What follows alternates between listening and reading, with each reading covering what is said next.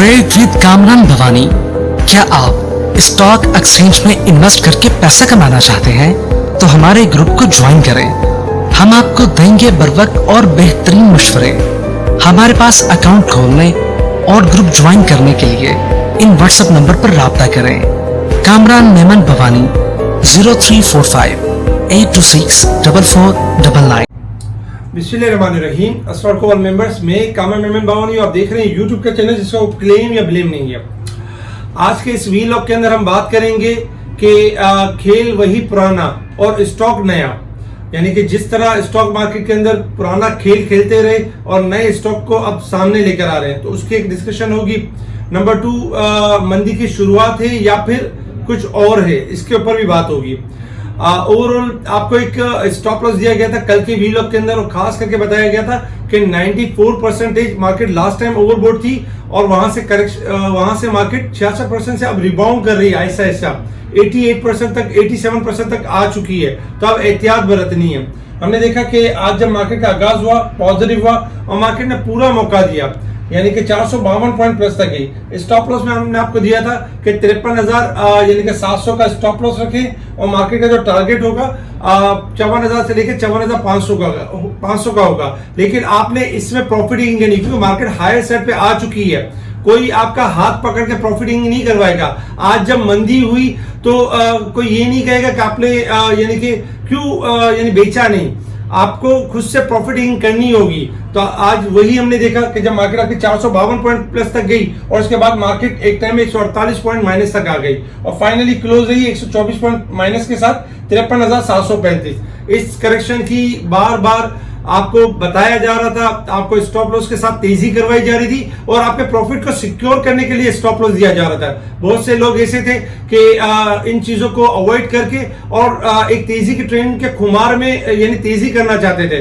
आज उनको लक पता गया होगा कि मंदी कहते किसे, आज लक पता गया होगा कि रिफाइनरियों में मंदी कैसी हुई और ऑटो में मंदी कैसी हुई। तो ये चीज समझाने के लिए हम स्टॉप लॉस और इस तरह की चीजें कर रहे थे। वॉल्यूम्स हुए 505 मिलियन के, जो कि कल के वॉल्यूम से कम थे। कल 544 मिलियन के वॉल्यूम्स हुए थे।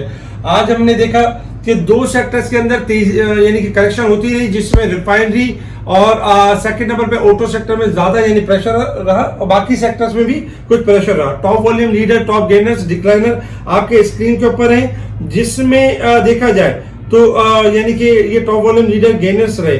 अगर हम सेक्टर वाइज पोजीशन देखें तो सीमेंट सेक्टर आपका आज भी टॉप पे रहा 127 पॉइंट, केमिकल सेकंड नंबर पे 116 point, technology, automobile parts, power generation, fertiliser, इनमें हमने तेजी देखी। जबकि अगर हम नेगेटिव साइड पर देखें, engineering sector, textile, oil and gas, refinery, pharmaceuticals, tobacco, oil and gas, इनमें हमने गिरावट देखी। इसके अलावा अगर हम देखें तो IMF का मिशन पाकिस्तान में आ चुका है और काफी मामला हो रहे हैं। पुराने फिगर्स के ऊपर कोई बात नहीं हो रही। बात ये हो रही है कि जो लॉसेस हुए हैं वो किस इदारे से हुए हैं, उन सबको रिपोर्ट चाहिए IMF को, और IMF यानी इन चीजों से मुतमईन होना चाहता है। इसके अलावा कुछ टैक्सेस के कलेक्शन भी बेहतर हुए हैं, जिसमें IMF मुतमईन भी है। बाकी अगर हम देखें तो रुपये हमारा फॉल हो रहा है, अभी भी गिर रहा है, डॉलर बढ़ रहा है। इसके अलावा करंट अकाउंट डेफिसिट जो है उसमें थोड़ी सी गिरावट भी हुई है।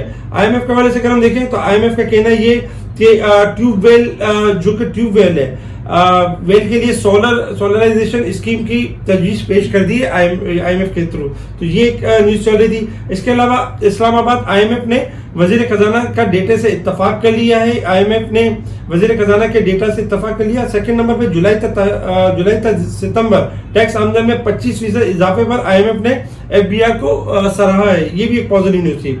इसके साथ ही अगर हम देखें तो इस तरह की न्यूज चलती रही।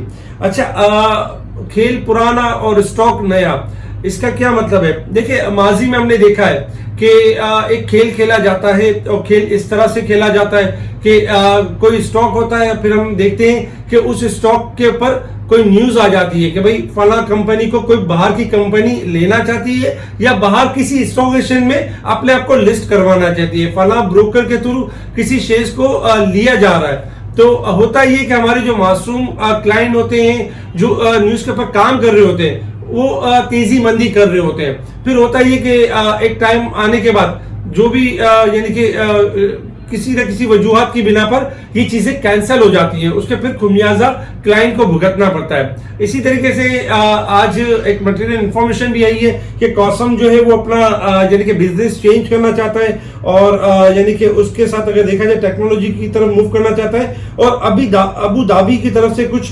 यानी कि कुछ पार्टनरशिप वगैरह के भी कुछ मामला सामने नजर आए।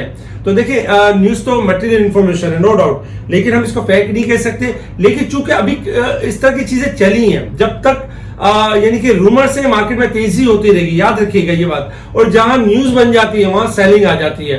तो क्या नो डाउट अभी चीजें चल रही हैं तो इसमें तेजी भी होगी, लेकिन स्टॉप लॉस रखिएगा क्योंकि फौरन से ये चीजें बदल भी जाती हैं। तो ये एक अच्छी न्यूज है, कॉसम के लिए बुरी नहीं है, लेकिन हर स्टॉक के अंदर स्टॉप लॉस एक लाजमी यानी जुज होता है। इसके साथ ही देखा जाए तो अगर हम बात करें मार्केट के हवाले से कि इंटरनेशनल मार्केट में इस वक्त जो क्रूड ऑयल ट्रेड कर रहा है आपका $79.50 के पास ट्रेड कर रहा है। क्रूड ऑयल ने अगर देखा जाए तो 81 जो कि सपोर्ट लेवल था, 80 का लेवल दिया था, अब 81 रेजिस्टेंस लेवल बन चुका है। 80 का सपोर्ट लेवल ब्रेक कर दिया है। क्रूड ऑयल आपका 78 से लेकर 75 तक मूव कर सकता है डाउन साइड की तरफ। 81 रेजिस्टेंस लेवल है, अगर 81 ब्रेक होगा तो मंदी का जो चैनल है वो ब्रेक हो जाएगा, फिर दोबारा तेजी की तरफ है। अदरवाइज सेल ऑन हाई यानी सेल ऑन हाई करना चाहिए। गोल्ड सिल्वर में आपको याद होगा कि कल से मुसलसल कह रहे थे कि गोल्ड सिल्वर आपके डिक्लाइन की तरफ है और गोल्ड सिल्वर थोड़ा भी बढ़े तो आपने सेलिंग करनी है। सिल्वर आपका 2260 तक आ चुका है और गोल्ड 1970 हो चुका है। $18.5 माइनस है गोल्ड, जबकि 60 सेंट माइनस है सिल्वर। गोल्ड सिल्वर ये कि अब भी अगर हम देखें तो सेलिंग साइड के ऊपर थोड़ी सी रिकवरी हो सकती है, लाइक 2280 से लेके 23 तक, लेकिन सेल ऑन हाई रहना चाहिए क्योंकि सिल्वर आपका 22 से लेके 2150 तक जा सकता है और गोल्ड जो है आपका 1960 से लेके 1930 तक जा सकता है। 1980-90 हो तो सेल ऑन हाई के ऊपर रहे। इसके अलावा अगर हम मार्केट की बात करें तो resistance level and support level आपके स्क्रीन के ऊपर है, जिसमें 54,147 हमारा रेजिस्टेंस लेवल होगा, 53,657 हमारा सपोर्ट लेवल होगा। मार्केट जो कल तक यानी कि वीक के हिसाब से 1400 पॉइंट ओवरबोट थी, आज 1094 पॉइंट ओवरबोट रह गई है। मार्केट जो साल के हिसाब से 7800 पॉइंट ओवरबोट थी, अब 7512 रह गई, यानी कि कुछ कमी हुई है, 300 पॉइंट की कमी हुई है। इसके अलावा अगर हम बात करें मार्केट के हवाले से टेक्निकल चार्ट के हिसाब से, आपको याद होगा कि लास्ट जब मार्केट में 96% में मार्केट थी, उस वक्त हमने आपको कहा था कि मार्केट 96% ओवरबोट हो गई है और मार्केट अपनी करेक्शन करेगी। वहां से हमने देखा था कि मार्केट ने ऑलमोस्ट 66% की करेक्शन की थी, यानी 28% तक मार्केट ने अपने आप को करेक्ट किया था। जब लास्ट हमने करेक्शन यानी कि उसके बाद फिर 66 से मार्केट 88% पर दोबारा आई। अच्छा, ये अगर हम देखें तो जब मार्केट ने 96% का लेवल टेस्ट किया था और फिर मार्केट ने करेक्शन ली थी 88% से, तो 66 तक आई और दोबारा मार्केट ने इस बार 88% के करीब यानी करेक्शन आई है मार्केट की।